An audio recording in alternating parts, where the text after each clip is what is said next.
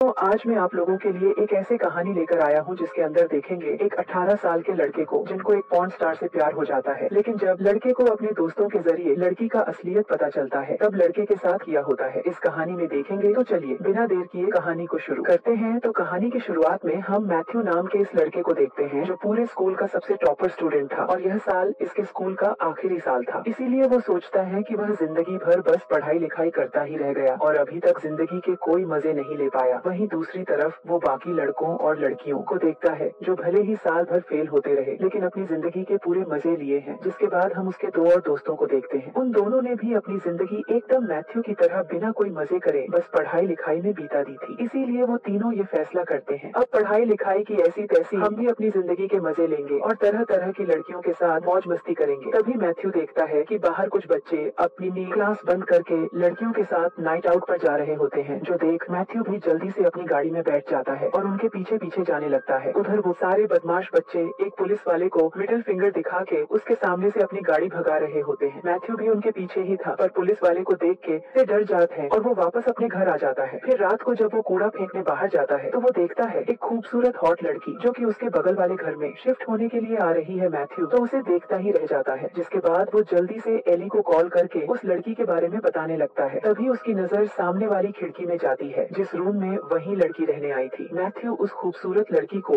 बड़े ही आराम से देखने लगता है। फिर वह लड़की अपने कपड़े चेंज करने लगती है। जो देख मैथ्यू की तो होश उड़ जाती है। लेकिन तभी अचानक वो लड़की मैथ्यू को देख लेती है जो उसे कपड़े चेंज करता हुआ देख रहा था। वो जल्दी से काफी गुस्से में उसके घर में आने लगती है। जो देख बेचारे मैथ्यू की तो सांसें रुकने लगती हैं। तभी नीचे से उसके मॉम और डैड उसे आवाज मारते हैं जो सुन उसकी पैंट गीली हो जाती है क्योंकि उसे लगता है उस लड़की ने इसके मॉम डैड को सब कुछ बता दिया है। लेकिन जब वो नीचे जाता है तो उसे पता चलता है कि उस लड़की ने अभी तक कुछ नहीं बताया था। वो बस यहाँ उन्हें यह बताने आई थी कि मैं आज ही आपके बगल वाले घर में शिफ्ट हुई हूँ और आपकी नई पड़ोसन हूँ। खैर जिसके बाद वो लड़की मैथ्यू को अपनी कार से कहीं ले जाने लगती है जहाँ मैथ्यू उससे कहता है कि वो बस एक इंसिडेंट था, मैंने वो जानबूझकर नहीं देखा। जिस पर वो मैथ्यू से कहती है कि अच्छा चलो एक काम करते हैं, जैसे तुमने मुझे देखा ऐसे मुझे भी तुम्हें देखना है, इसीलिए तुम जल्दी से अपने सारे कपड़े उतार के इज्जत से रोड पर खड़े हो जाओ, नहीं तो मैं तुम्हारे पेरेंट्स को सब कुछ बता दूंगी। अब बेचारे मैथ्यू के पास इसके अलावा और कोई रास्ता नहीं था। इसीलिए वह मजबूरन अपने सारे कपड़े उतार के उसके सामने खड़ा हो जाता है। तभी वह लड़की उसका कच्छा उठाकर उसे बीच सड़क पर नंगा छोड़ के भाग जाती है। फिर कुछ देर उसे परेशान करने के बाद वो वापस उसे कार में बैठा लेती है और इसी इंसिडेंट के साथ उन दोनों में थोड़ी बहुत दोस्ती हो जाती है। जिसके बाद अगले दिन मैथ्यू उसे कॉफी पर ले जाता है जहाँ वो डेनियल को अपने बारे में सब कुछ बताता है कि वो स्कूल का सबसे टॉपर बच्चा था और बस हमेशा पढ़ाई लिखाई करता रहता था, इसीलिए आज तक वो किसी भी लड़की के साथ रिश्ता नहीं बना पाया। जो सुन डेनियल को तो बहुत हंसी आ रही होती है। फिर अगले दिन स्कूल में मैथ्यू अपने दोनों दोस्त टिम और एली को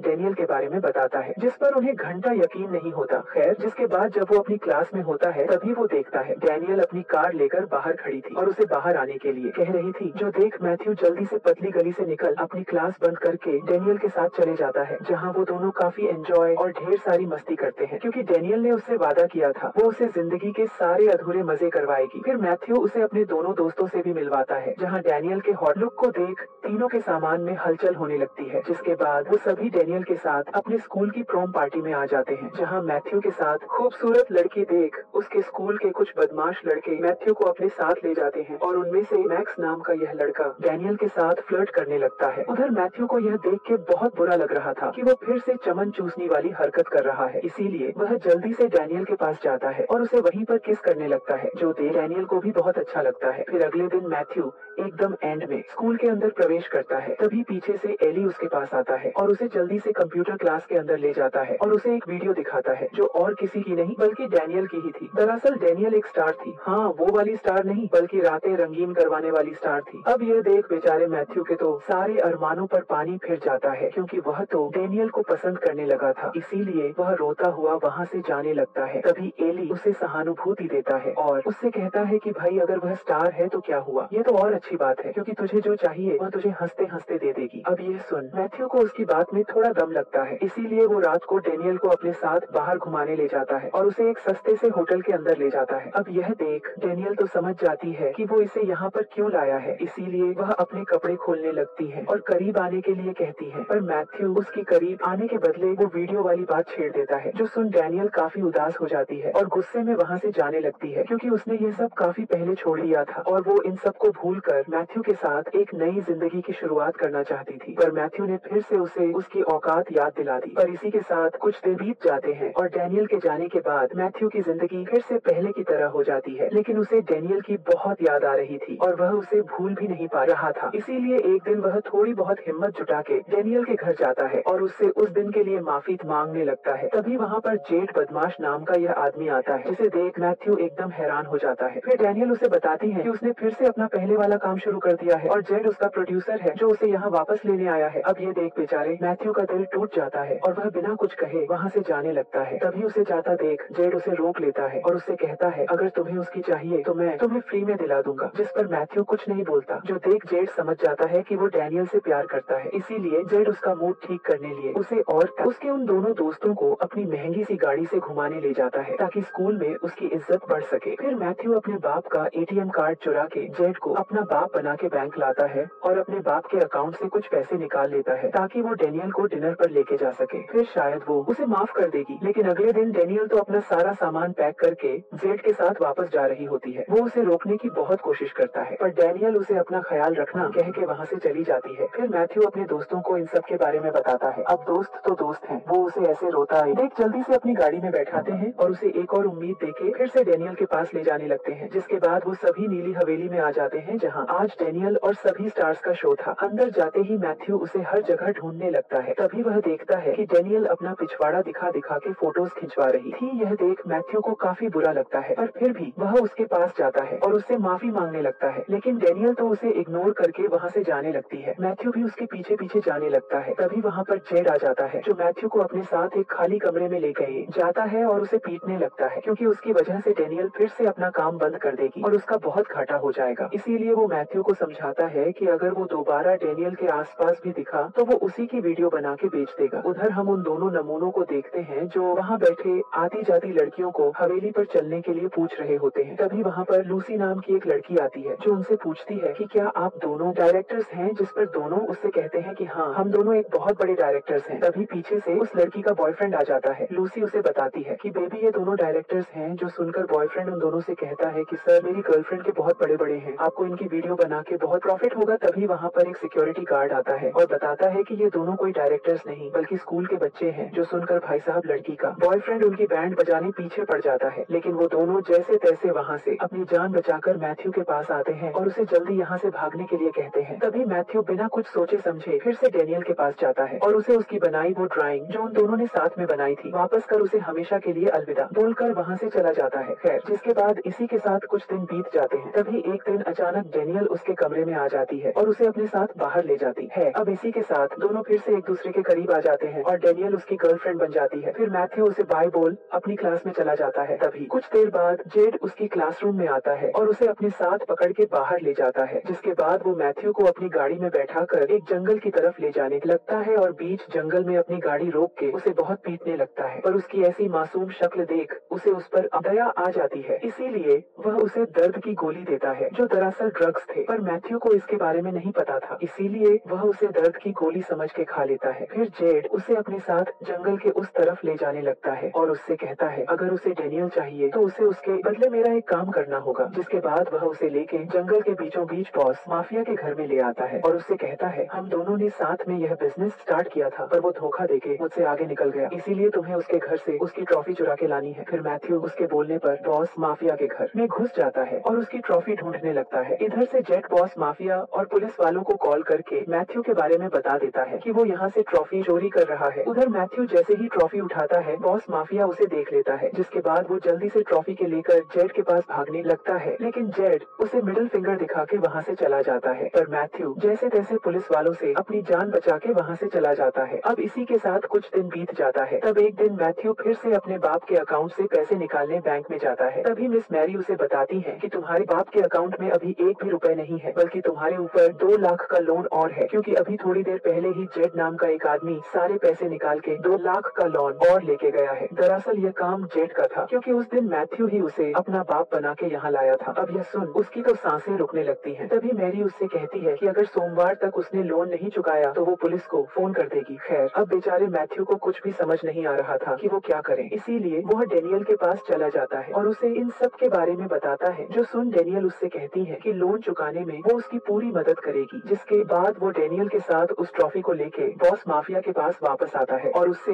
इन सब के लिए माफी मांगते हुए उसे डेनियल के साथ 2 घंटे की लेन देन के बदले 2 लाख की डील डन कर पैसों का इंतजाम कर लेता है। जिसके बाद वह दोनों एक साथ हमेशा खुशी खुशी रहने लगते हैं और इसी के साथ हमारी इस कहानी का दी एंड हो जाता है। ऐसे ही